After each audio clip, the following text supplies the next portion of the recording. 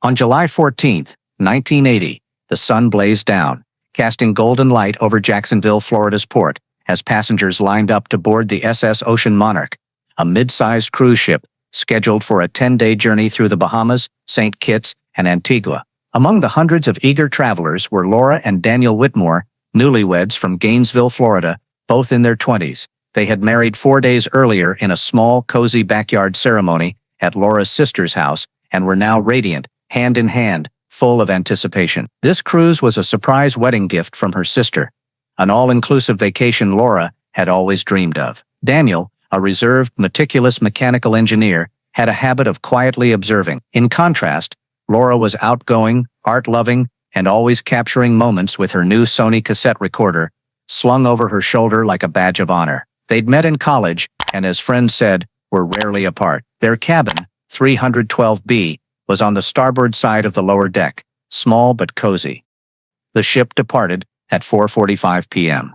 and by nightfall it was dozens of miles off Florida's coast, gliding through mirror-calm waters. Over the next 2 days, many passengers recalled seeing the Whitmores often laughing at evening entertainment shows, dancing on the outdoor deck under warm golden string lights, sipping cocktails at the Neptune Lounge. Laura was especially friendly, known for striking up conversations and recording strangers' voices, promising to share the tapes after the trip. On the third night, July 17th, they were seen dining alone at the Coral Bay restaurant, dressed elegantly for the formal dinner. That was the last confirmed sighting of them. By the morning of July 18th, the ship's atmosphere subtly shifted. A housekeeper, Emilio Rojas, responsible for Deck 3, reported that cabin 312B showed no signs of use since the previous evening. The bed was untouched, both suitcases still open, clothes unpacked. Laura's cassette recorder was missing. Daniel's wristwatch, which he rarely removed, lay on the nightstand.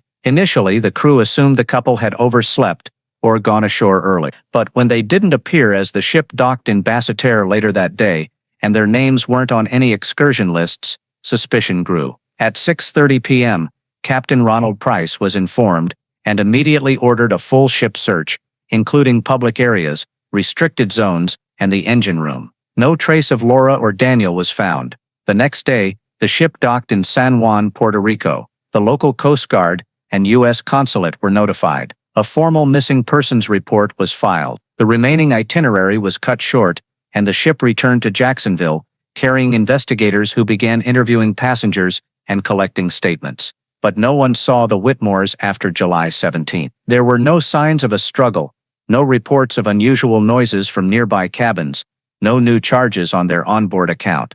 They had seemingly vanished. The FBI launched a joint investigation with maritime authorities, suspecting foul play, but also considering an accident like falling overboard. Yet something unsettled Special Agent Karen Holt, assigned to the case in August 1980. There was no strong wind that night, no rough seas, the deck was dry, no storm reports. In a 1992 interview, Holt said, "Couples don't just vanish mid-cruise without a trace, especially not people like them." Family and friends were interviewed. Laura's sister said they were deeply in love, with no history of discord. Daniel's colleagues described him as responsible and steadfast. There were no signs of financial trouble or large insurance policies. The ship's security logs were scrutinized. No alarms, no unusual card activity. Cabin 312B's door was last opened at 11:18 p.m. on July 17th, presumably when they returned from dinner. That was it. A few Polaroid photos left in the cabin showed Laura and Daniel around the ship,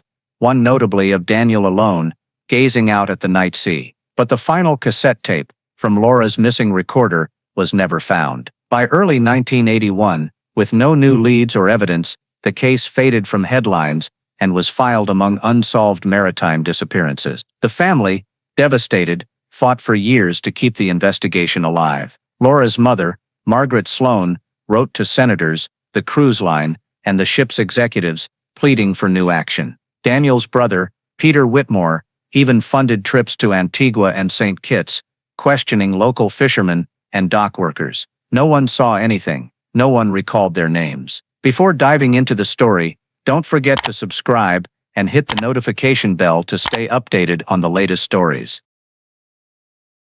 Yet in those first days on the SS Ocean Monarch, Laura and Daniel were living in a magical postcard, where everything sparkled with laughter. Mornings, they woke to sunlight streaming through cabin 312B's porthole, golden rays fracturing into dancing streaks on the green-carpeted floor. Daniel kept his habit of snapping Polaroids, while Laura captured moments on her Sony cassette, droning engines, steady waves, their soft good mornings. After buffet breakfasts at the Horizon restaurant, they strolled the main deck. Laura, microphone pinned to her chest, chatted with anyone intriguing, a couple celebrating 40 years, a young sailor on his second voyage, or kids playing tag near the pool. "I'm making an audio diary of the trip," she'd explain with a warm smile. Daniel, quieter, watched her intently, occasionally snapping photos of her laughing or tilting her head to listen. On the second afternoon, they joined a trivia game at Neptune Lounge and won a voucher for a special dinner. Laura cheered, hugging Daniel tightly, saying they'd use it for the upcoming formal night. That evening, they stood at the ship's bow, sea breeze sharp and salty, silently watching distant horizon lights. Laura recorded the waves, Daniel draped an arm over her shoulder. Some passengers began recognizing them, especially the Millers from Savannah, who often saw the couple at evening shows, and received a photo from Laura. On the third morning, as the ship anchored off Basseterre, they took a tender to shore, visiting a small fishing village. Laura bought a shell bracelet, wearing it immediately. Daniel got a small folding knife as a keepsake. Back on board that afternoon, Laura recorded the laughter and dockside waves. That night, they dressed for the formal dinner at Coral Bay, Daniel in a navy suit with a silver-striped tie, Laura in a new emerald dress, hair pinned up, shell bracelet on her wrist. They sat at a private table, sipping white wine and eating seafood, talking softly. A waiter, Luis Perez, recalled a man in a white maintenance uniform passing their table several times. As Laura and Daniel left, the man approached, said something, and walked with them toward the corridor leading to the lower deck, where most passengers had no reason to go. No one paid much attention beyond a few seconds, and no one thought it would be the last time they'd be seen. That evening, the corridor to the lower deck was nearly deserted. Dim fluorescent lights reflected off polished steel, a stark contrast to the lively warmth of the main deck. Laura slowed, tilting her head, as if listening to the man in the white maintenance uniform. Daniel stayed close, his wary eyes scanning the metal doors lining the hall. It was nearing 11:30 p.m., the faint sounds of live music and passenger chatter, barely audible from above. Near the technical bay, a housekeeper, Marta Espinoza, cleaning her linen cart, heard soft voices, then footsteps fading, followed by an odd silence. She didn't see clearly, only glimpsing three figures disappearing toward the maintenance area, off limits to passengers without crew approval. After that, no one saw Laura or Daniel again. At 11:18 p.m., the electronic lock recorded cabin 312B being opened with their keycard, but it's unclear if they returned or if someone else used it. The next morning, around 9 a.m., Emilio Rojas knocked on 312B to clean. Inside, the bed was pristine, blankets undisturbed. No sign anyone had slept there. Both suitcases were open, clothes not hung, personal items scattered. Laura's Sony cassette recorder was gone, but a spare tape remained on the vanity. Daniel's Seiko watch, worn throughout the trip, sat neatly on the nightstand. Emilio assumed they'd left early for shore, noting "not in room" in his log. But when the ship docked in Basseterre at noon, they weren't among the passengers disembarking. Excursion lists had no record of them. Luis Perez, the waiter from the previous night, grew uneasy. He told a colleague he felt off about the man in the maintenance uniform, his face unfamiliar, the uniform slightly off, an ivory shade instead of crisp white. By 6:30 p.m. on July 18th, with all excursion groups back and no sign of the Whitmores, the issue reached Captain Ronald Price. He ordered an immediate lockdown and full ship search. Public areas, technical corridors, storage, even the engine room were checked. Crew were told to look for anything unusual, skid marks, wet spots, odd smells, but found nothing. No passengers reported hearing screams or commotion, except Marta's vague account of voices fading in the night. Security logs showed no unauthorized exit, doors opened, no alarms triggered. The next day, SS Ocean Monarch docked in San Juan, Puerto Rico. The local Coast Guard and U.S. consulate were alerted. A formal missing persons report was filed, and 2 FBI investigators boarded before the ship left San Juan for Jacksonville. They interviewed witnesses, reviewed statements, and checked ship logs. Yet, after July 17th, Laura and Daniel seemed to have vanished into thin air. No blood, no dropped items outside the cabin. No charges on their account after the Coral Bay dinner. They could have fallen overboard, but the weather was calm, with light winds, dry decks, no reports of rough waves or technical issues. An unease settled over the investigators. If they left the dining table with the man in the maintenance uniform, what happened between then and 11:18 p.m., when the keycard opened 312B? And if they didn't return, who used the card, and why? At the time, no one had answers, only the certainty that from the moment they turned down the lower deck corridor, Laura and Daniel Whitmore stepped into a darkness they never emerged from. Late on July 18th, as hopes faded that Laura and Daniel were simply elsewhere on the ship, Captain Ronald Price issued a passenger alert, an internal emergency protocol for missing passengers. A short chime sounded over the intercom, followed by Price's calm but firm voice. All areas, from passenger decks to technical bays, conduct a thorough search. No area is to be overlooked. Crew split into teams. One checked empty or unlocked cabins, inspecting bathrooms, closets, under beds. Another scoured entertainment areas, Neptune Lounge, dance floor, outdoor bar, pool. Kitchens and food storage were opened, every corner examined. Even the industrial laundry, its heat and roaring dryers, drowning out other sounds, was searched. In the technical basement, flashlights swept over metal pipes, cables and pressure valves, reflecting cold light. 2 chief engineers were ordered to unlock storage holds, typically accessible only to senior staff. Emergency stairwells, auxiliary deck exits, and supply hatches were meticulously checked. No signs of a struggle, no items left behind. Security teams returned shaking their heads. Meanwhile, a small group quickly questioned passengers, focusing on those near cabin 312B or at Coral Bay the previous night. Statements were fragmented. Some recalled Laura and Daniel leaving the table, others noticed nothing, and no one could confirm they returned to the main deck. Luis Perez, the waiter, detailed the man in the ivory maintenance uniform, with a scar across his cheek. Price summoned the maintenance chief to verify the crew roster for that night. The list showed all staff accounted for, but when Price asked about the official uniform, he noted a discrepancy. Maintenance wore crisp white with navy-trimmed collars, not ivory as Luis described. A check of the uniform inventory found no matches to that description. Price knew the situation was beyond routine. At 10 p.m., he sent an urgent message to the U.S. Coast Guard and the International Maritime Coordination Center, reporting the disappearance and suspected irregularities. Following mainland orders, Price maintained the course to San Juan, Puerto Rico, but instructed the crew to heighten surveillance and log any unusual activity. That night, security logs were reviewed, minute by minute.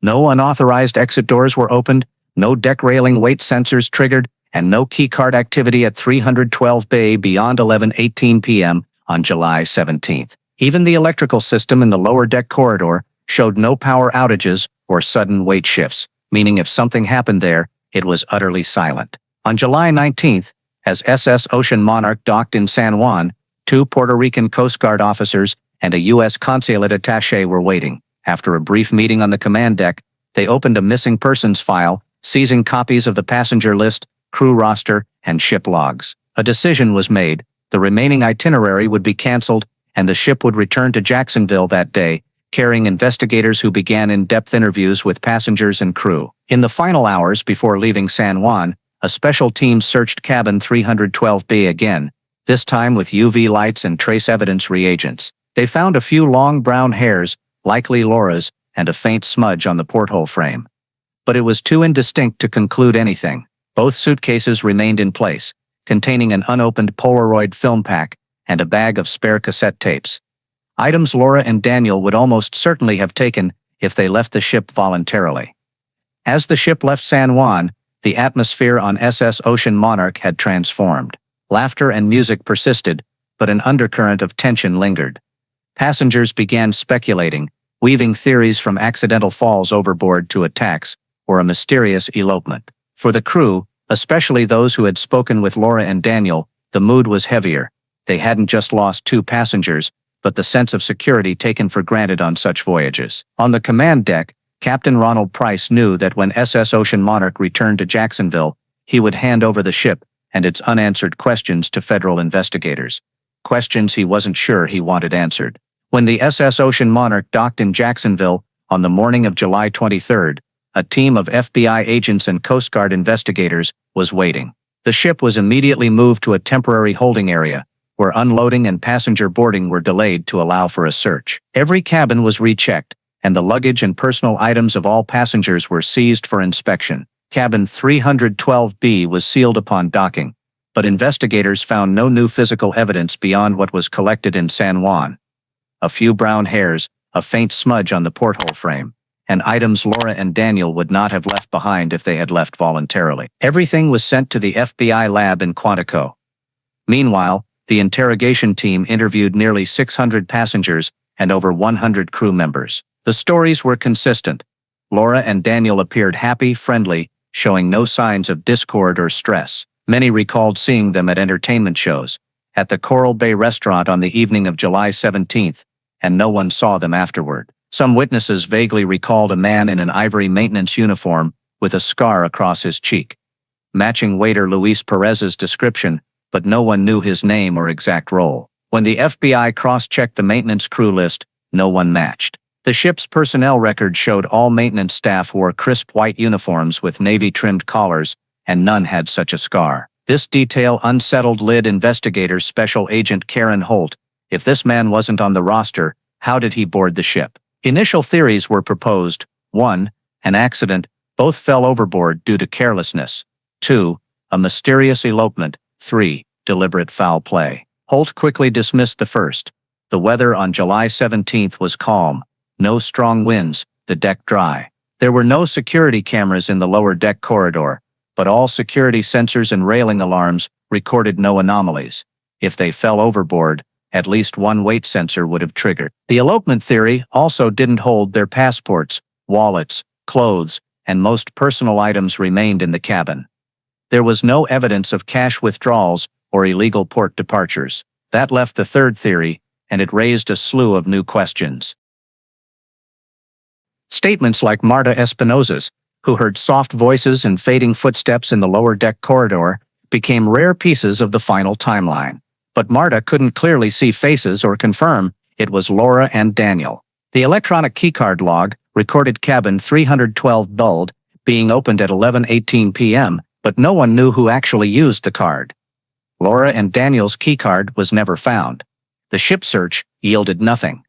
Every hold, food storage, technical room, and even water tanks were checked. No traces of bodies or evidence suggested they remained on board when the ship left San Juan. Tracing the ship's route and speed offered no clues. There were no unusual stops or slowdowns between 11 p.m. on July 17th and docking in Bassiter the next morning. Local media began reporting, with headlines like "Couple Vanishes at Sea," but no new leads emerged. Both families were called to Jacksonville to meet with the FBI. Margaret Sloan, Laura's mother, spent hours reviewing her daughter's Polaroid photos from the trip, hoping to spot an unfamiliar face. Peter Whitmore, Daniel's brother, requested access to the passenger and crew lists, but the cruise line's privacy policies blocked disclosure. The Millers from Savannah, a couple who knew Laura and Daniel on board, volunteered to recount every interaction, but could offer no details to narrow down suspects. Over the next 3 months, the FBI and Coast Guard conducted multiple sweeps, including re-interviewing crew members who had left the ship and tracking those with disciplinary records. Some who worked on the SS Ocean Monarch at the time had moved to other ships or left the industry, but none were identified as the man in the ivory uniform. The case file began to thin. No bodies, no strong physical evidence, no direct witnesses. It was as if the couple had never stepped onto the lower deck that night. By early 1981, with information exhausted, the case was classified as an unresolved disappearance and archived in the FBI's system. The official statement said the cause couldn't be determined, but criminal activity wasn't ruled out. To the public, the story faded into obscurity. But for Margaret Sloan, Peter Whitmore, and those who saw Laura and Daniel laughing under the ship's string lights, the void remained unfillable. Holt, in an internal memo to her superiors, wrote a single line: "If they left the ship, it wasn't by their choice." 12 years passed since the night of July 17, 1980, and the disappearance of Laura and Daniel Whitmore was buried under time, and other unsolved cases. In Jacksonville, case file MW 8717 sat quietly in the FBI's storage, occasionally opened by a new investigator studying mysterious maritime vanishings. The families, though never losing hope, had to learn to live with the unanswered void. But on the morning of May 4, 1992, a spring storm sweeping through southeast Antigua changed everything. After a night of high winds and torrential rain, a remote northern beach was littered with debris, driftwood, and rotting logs. A local fisherman, Samuel "Sammy" Frazier, 62, was checking nets washed ashore when he froze at a sight. Partially buried in wet sand near the coconut grove's edge was a nearly intact human skeleton. The clothing had rotted, leaving only faded emerald fabric scraps around the pelvis. On the right wrist was a white shell bracelet, tarnished but unbroken. A detail odd to Sammy, as such bracelets were commonly sold to tourists at major cruise ports. A few meters away, tangled in seaweed and plastic debris, was a torn nylon bag containing 20 unused American brand condoms. Their outer plastic yellowed, but showing a 1980 manufacture date. Sammy didn't touch the scene and ran to his village to call local police. Within an hour, the beach was sealed off. 2 Antigua police officers and a part-time coroner from St. John's Hospital arrived. As they excavated the surrounding sand, more items were found: a black plastic comb, a rusted metal lighter, and a small metal tag engraved with LW, possibly someone's initials. The skeleton was sent to the coroner's office for analysis. Preliminary results showed it was a white female, about 5'5" tall, dead for at least 10-12 years. No clear fractures were noted, but a small section of the right skull was missing. Unclear if from pre- or post-mortem impact. The shell bracelet was kept as key evidence. When Antigua police reported the find through international channels, the name Laura Whitmore quickly surfaced. The bracelet and height's gender data matched her 1980 missing persons file significantly. On May 10, 1992, the FBI was formally notified, and veteran agent Karen Holt, who led the original case, flew to Antigua. Holt brought Polaroids of Laura from the trip, including one showing her wearing the same shell bracelet on her left wrist, though it was unclear why it was found on the right. That day, Holt visited the beach where the skeleton was discovered. The area was remote, with no main roads, accessible only by small boat or hours of walking through coconut groves and marshes. Fisherman Sammy Frazier insisted he'd never seen strangers there before, and the scene only surfaced after the storm. An expanded search along a 2-kilometer stretch of coast uncovered a rotted women's sneaker, a late 1970 says American soda can, and white plastic fragments possibly from a larger container. However, no traces of Daniel Whitmore or a second skeleton were found. The coroner's office conducted DNA testing on the femur, comparing it to hair samples Laura's mother provided in 1980. The results confirmed the skeleton was Laura Whitmore's. The news stunned U.S. media. Major outlets ran headlines like 12-year mystery, bride lost at sea, remains wash ashore with 20 condoms. The public began questioning why condoms near the skeleton. What did they mean in this context?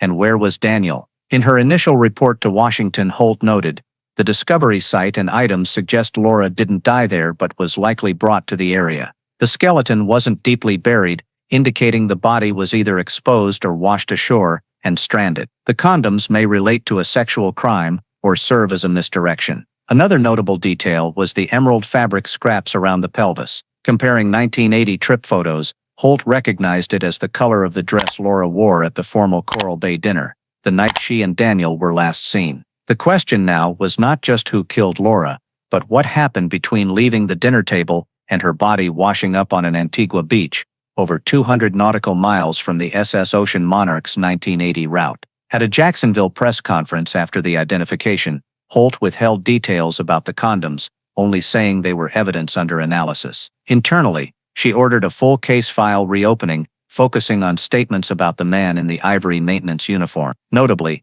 Holt reviewed a 1980 report overlooked by the FBI. A female passenger claimed she saw a maintenance worker pushing a white tarped cart down the lower deck around 11:30 p.m. on July 17. The cart was long and narrow, capable of holding a body. When she asked, the worker said, in accented English, it was maintenance equipment. In the new context, This detail turned chilling. With the skeleton and accompanying evidence, the Whitmore case was no longer an unresolved disappearance, but a maritime murder with serious implications. For Holt, it meant returning to the old ship, probing unexamined dark corners, places overlooked 12 years earlier. On May 18, 1992, 2 weeks after Laura's skeleton was confirmed, the FBI's Jacksonville office announced the Whitmore case's reopening. The statement was sent to the Coast Guard, Interpol, and Antigua police. Lead investigator, Karen Holt, who had waited over a decade for this moment, was given direct oversight. She began by digitizing the 1980 case file, statements, scene photos, security logs, passenger and crew lists, and overlooked notes, all fed into the FBI's new analysis system to cross-match names, descriptions, and events. Holt's first priority was tracking the man in the ivory maintenance uniform with a cheek scar mentioned by Luis Perez and several passengers. Checking the 1980 crew and contractor lists, she found a strange gap. Ocean Monarch Lines had a temporary contract with a Panama-based maintenance team that summer, but their personnel records were nearly blank, listing only names and passport numbers. One stood out.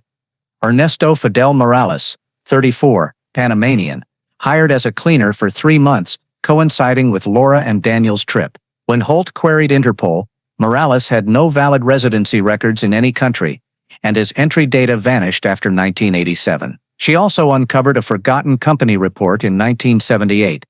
Morales was investigated for a female passenger's disappearance on a Colombian commercial ferry, but the case was dropped for lack of evidence and the victim was never found. Combined with accounts of Morales frequenting restricted passenger areas, Holt marked him as the prime suspect. Finding Morales after 12 years seemed nearly impossible, so Holt shifted to the crime's environment. She contacted the U.S. National Oceanic and Atmospheric Administration to model Caribbean currents for July 1980. Expert Dr. Miguel Anaya said a body dumped east of St. Kitts could drift to Antigua after months or years, especially if caught in reefs, before washing ashore. This aligned with the skeleton's remote beach discovery, far from commercial shipping routes. Holt also ordered a forensic re-examination of the Antigua evidence, especially the nylon bag with 20 condoms. The results stunned her. Faint fingerprints on some condom wrappers didn't belong to Laura, Daniel, or Antigua police. Compared to federal databases, they showed a likely match to Ernesto Fidel Morales' 1979 work visa prints. This was the first physical evidence tying Morales to the scene. Still, a piece was mobbing Daniel Whitmore. No DNA or remains were found. Holt reviewed the passenger list and noticed an odd entry, Raul Esteban, listed as a mechanic on leave, traveling with his wife, but no interviewees recalled seeing her. Checking Raul's listed Miami address, Holt found the apartment vacant since 1981. A breakthrough came in late June 1992, when an anonymous call reached the FBI's San Juan office. The caller, identifying as Raul, claimed he worked with Morales on the Ocean Monarch and knew what happened to the American couple. Raul requested a safe meeting in Costa Rica, where he lived under an alias. There, he revealed Morales had a master key accessing all technical compartments, including hatches leading directly to the sea. On July 17, Raul saw Morales and another man carrying a white wrapped object to the lower deck, near a wastewater hatch. When questioned, Morales laughed, saying it was drunk passengers who didn't know where they were going. Raul stayed silent, fearing involvement. Morales allegedly held blackmail material on a senior ship officer. This strengthened the theory that Laura and Daniel were lured or forced to the technical area, killed, and dumped through the wastewater hatch. Laura's body washing ashore while Daniel's drifted farther or sank could explain the single skeleton. Holt petitioned the U.S. Maritime Commission for an underwater survey of the ship's 1980 route, believing Daniel's remains, or further evidence implicating Morales, lay under mud and coral. In her end-of-month report, Holt wrote, "Finding Laura Whitmore's remains is the most significant break in 12 years. It not only gives the family partial truth, but opens a chance to charge a suspect who's evaded us too long." She cautioned, though, that time was against them, physical evidence was degrading, witnesses aging, and Morales, if alive, had a decade to vanish. The Whitmore case was no longer cold. It became a race against time, with secrets hidden by Caribbean waves for over a decade, and the faint shadow of a man in an ivory uniform with a scarred cheek. The only link between now and that 1980 night. Raoul wasn't the only one holding fragments of that July 17, 1980 night. When Holt publicized a Caribbean media call for former SS Ocean Monarch crew to come forward, calls and letters flooded the FBI's Jacksonville office. Most were trivial, but some caught Holt's attention. A handwritten letter from Spain, signed by Maria Estrella, a former Deck 3 housekeeper, recounted that around midnight that night, while collecting tablecloths from the Coral Bay restaurant, she heard a faint woman's scream from the lower deck corridor. The sound was quickly drowned by engine and wave noise, but it made her pause and approach. Halfway down the stairs to the lower deck, a man in an ivory maintenance uniform blocked her, saying in broken English, "Technical area, no entry without authorization." Maria couldn't see his face clearly in the dim light and shadows, but she vividly recalled the large keyring dangling from his belt, the kind only senior crew carried. Holt immediately arranged for Maria to fly to the U.S., shown a sketch based on Raoul's description of Morales. Maria nodded instantly. "I can't forget that scar across his cheek." The keyring detail convinced Holt that Morales had unrestricted access to restricted areas. Notably, Maria's 1980 statement was missing from the original file. Either she was never interviewed, or her account was ignored. Next, Holt tracked down Joseph "Joey" Clark, a former Trinidadian mechanic. Joey recalled that around 11:20 p.m. that night, while on duty in the auxiliary engine room, Morales appeared with a stainless steel cart covered in a white tarp, saying it held maintenance equipment for the lower deck. Joey noticed the tarp was slightly bulging with a wet, seawater-like stain. When he offered help, Morales brushed him off. "No need. You handle your machines," Joey said. The moment haunted him for years, but he stayed silent, fearing job loss. Morales was close to a senior officer, and Joey worried about repercussions. These accounts painted a clearer picture. Morales, possibly with senior crew complicity or silence, used his access to restricted areas to bring Laura and Daniel near the wastewater hatch, a spot beyond passenger oversight. Raoul heard Morales's cold laugh about drunk passengers, Maria heard a stifled scream, and Joey saw the suspicious cart vanish down the lower deck. Holt built a detailed timeline. 11 p.m. Laura and Daniel left the dining table. 11:18, cabin 312B's keycard was last used. Around 11:20, 11:30, Morales appeared with a cart. Near midnight, Maria heard the scream. Afterward, the couple was gone. One question remained: did Morales act alone, or did he have accomplices? A new detail from Raoul suggested Morales had protection. In August 1980, weeks after the disappearance, Raoul overheard a deck officer joking that hatch number 4 was clean again. Raoul didn't grasp the meaning then, but now found it chilling. Hatch 4 was the wastewater hatch. Holt believed Laura and Daniel were dumped through. The witnesses' memories, though faded, aligned strikingly: the ivory uniform, cheek scar, large keyring, lower deck and wastewater hatch. Holt wrote in an internal report, "We're no longer relying on hypotheticals, we have a consistent narrative from multiple independent sources.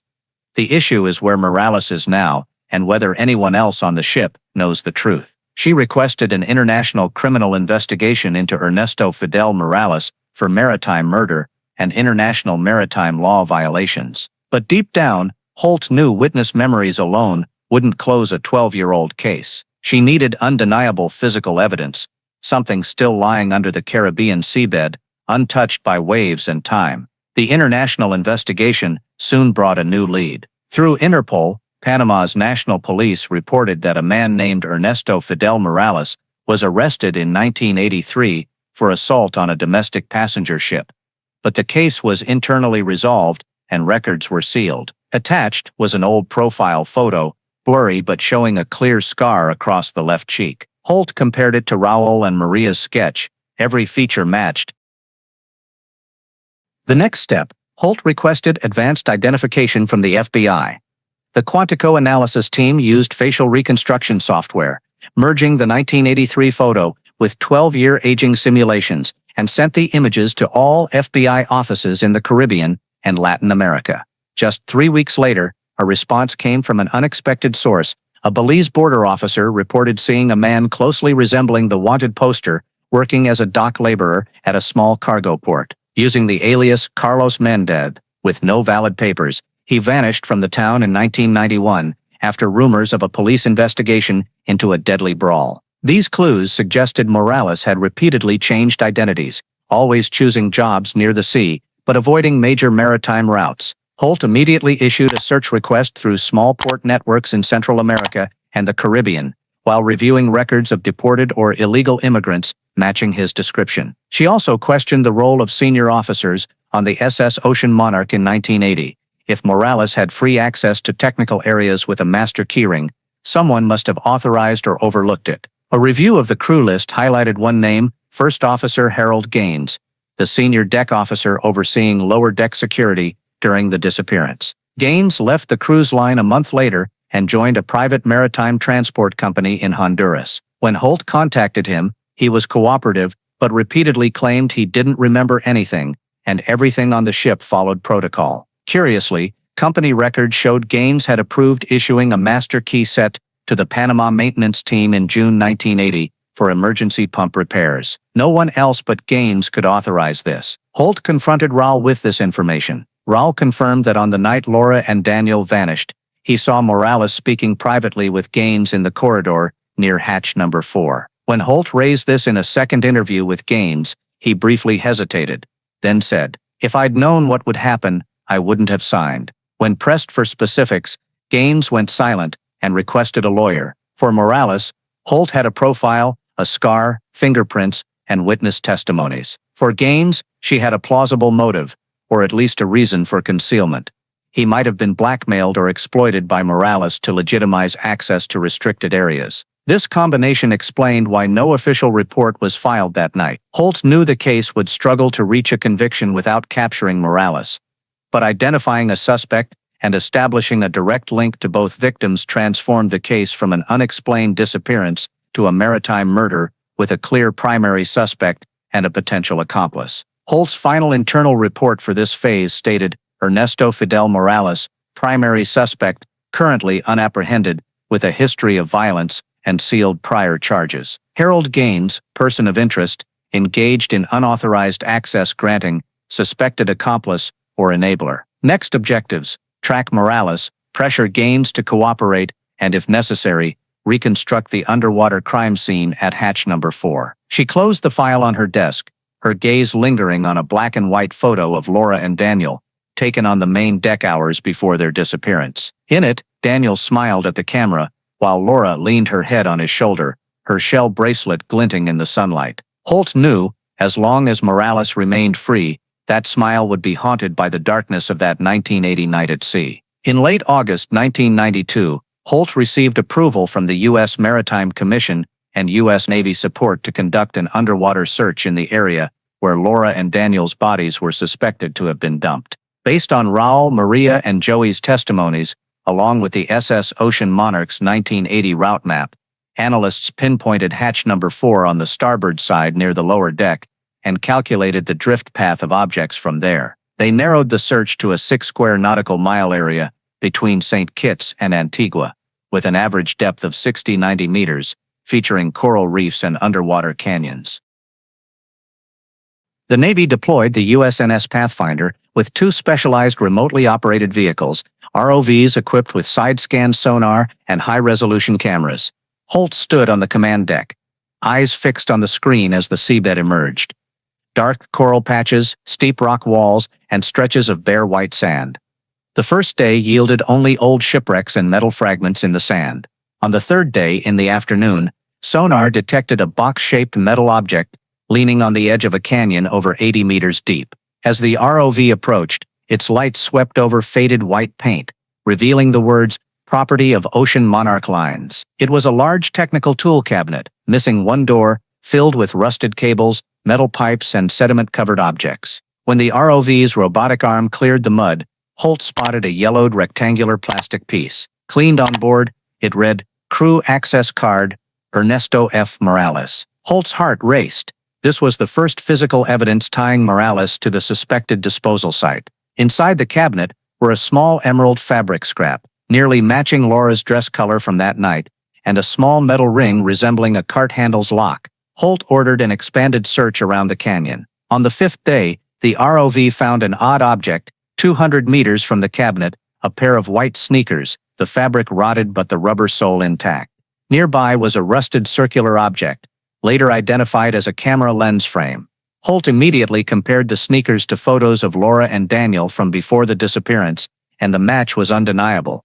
They were Laura's, with distinctive green trim. The next phase was handed to the underwater forensics team. They used sediment suction to carefully sift the sand around the sneaker site. Beyond a few unidentifiable bone fragments, they found a white men's dress shirt button, common in ship crew uniforms. Holt wondered, was it Daniel's, or from a crew member involved? Over the next 2 weeks, divers and ROVs followed parallel search grids. They found more small items, a pen cap, a broken glass piece with a metal rim, and a short wooden rod with a circular dent, possibly a tool handle. None bore intact fingerprints or DNA.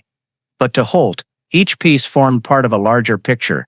This seabed area had received objects from hatch number 4 at the time Laura and Daniel vanished. Back at Norfolk for analysis, Holt and the forensic team issued a preliminary report. The evidence site was highly likely the disposal point for the Whitmore case's bodies or related items. Morales's crew access card was the only physical proof of his presence at the suspected site, corroborating witness testimonies. The sneakers and emerald fabric confirmed Laura's presence, while other items suggested Daniel was likely disposed of similarly. Holt knew, though Daniel's body wasn't found, the seabed evidence, witness accounts, and Morales's history built a solid case for prosecution. The only missing piece was Morales facing trial, and for someone who'd evaded capture for over a decade, she knew that wouldn't be easy. After the survey ship docked in Norfolk and all evidence was sealed in the FBI's vault, Holt called a closed-door meeting with her team. They had a near-complete case, witness testimonies, seabed physical evidence, and a clear suspect named Ernesto Fidel Morales. But Morales remained a phantom beyond the law. She knew without his capture, the case would remain incomplete. On October 14, 1992, an unexpected call from Interpol's Costa Rica office reignited hope. An agent reported an anonymous tip that Morales might be living as Luis Fernando Ortega in a small port town on Nicaragua's southern coast. A bar owner claimed Ortega had a left cheek scar, bragged about working on a big passenger ship, and avoided photos. Holt sent 2 agents to coordinate with Nicaraguan police for discreet verification. They tracked a man in his 40s, about 5'9", with graying hair, often seen at the port when fishing boats docked.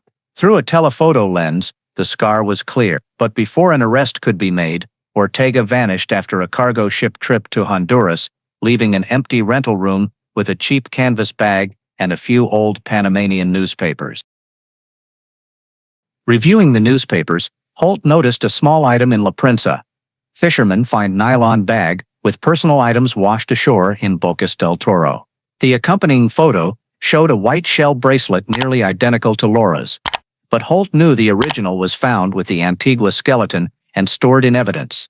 This meant Morales or someone else had crafted a fake to mislead the investigation or taunt them. Holt had the bracelet retrieved by Panamanian police.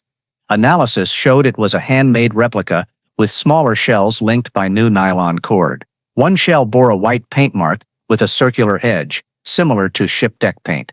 Crucially, the nylon bag contained a Panama-Colombia ferry ticket issued in March 1992. Holt theorized Morales had been in Panama months before appearing in Nicaragua, likely moving along familiar maritime routes. She ordered a sweep of small ports from Panama to Honduras and sent undercover agents into dockworker crews to gather information. Unexpectedly, in late November, an elderly fisherman in Puerto Cortes, Honduras, approached U.S. agents with a strange story.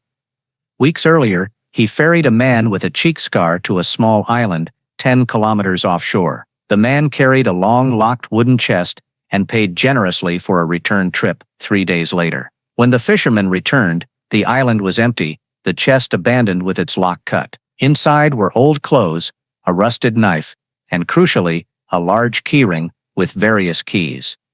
3 engraved with symbols matching the SS Ocean Monarch's 1980 master keys. Holt was almost certain This was Morales' final keyring, the last clue she needed to close the circle. It not only proved Morales had access to all ship areas, but linked the old witness testimonies to the seabed evidence. She ordered the keyring sent to the lab, matched against the cruise line's archived records.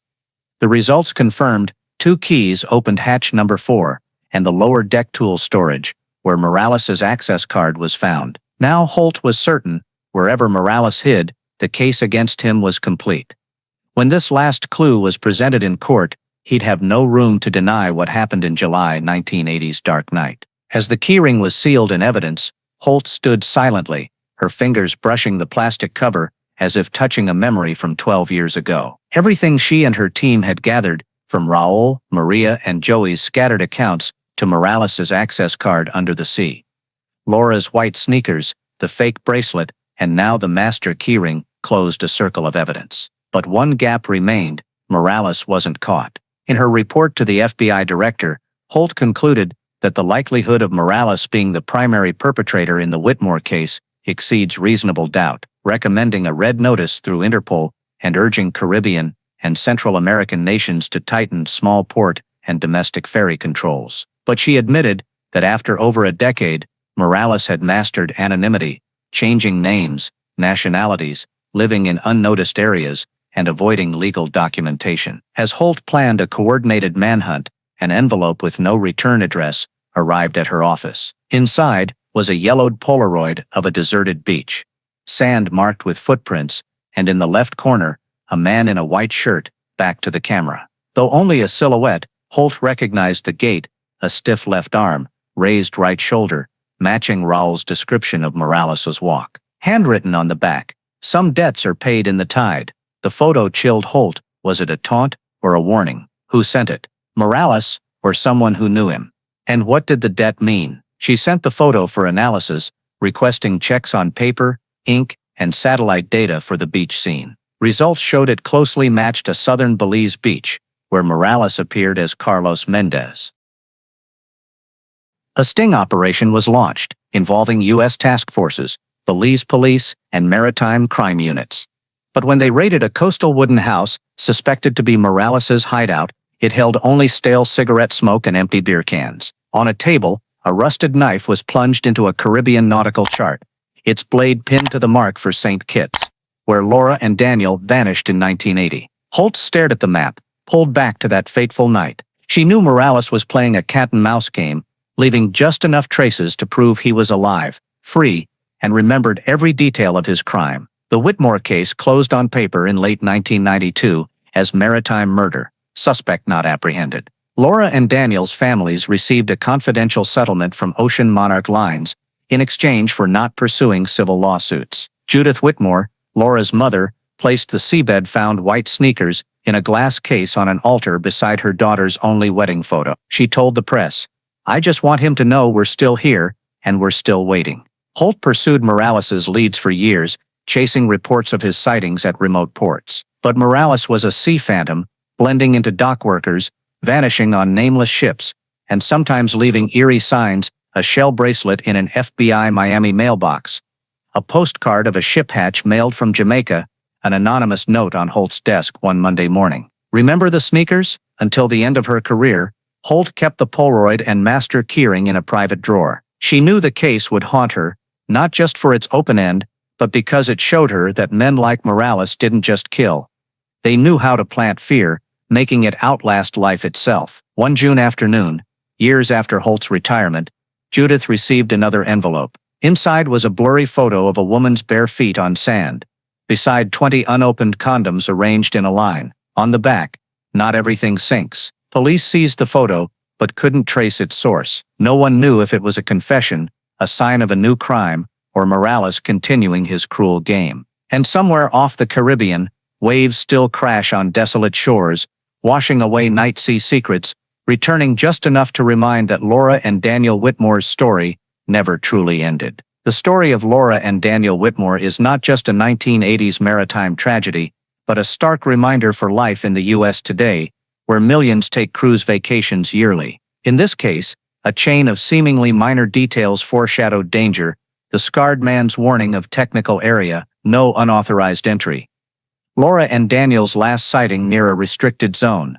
The master keyring unlocking every ship door, and evidence like the white sneakers or shell bracelet found years later. These show how the line between a dream trip and a nightmare can be a single wrong decision or moment of inattention. In today's context, with improved cruise ship technology and security, the lesson remains: stay vigilant and aware of your surroundings, especially in confined spaces or international waters where laws are complex. Never go alone to restricted areas, even if invited by insiders, and share your itinerary or location with family whenever possible. The story also reminds that justice can be delayed or incomplete, as Morales was never caught, but the persistence of people like Agent Holt and the Whitmore family keeps the case alive in records. In the U.S., this reflects the value of not giving up on injustice while encouraging proactive self-protection and speaking out about anything unusual, because silence can be the gap where tragedies persist. If the mysterious disappearance of Laura and Daniel Whitmore has made you reflect,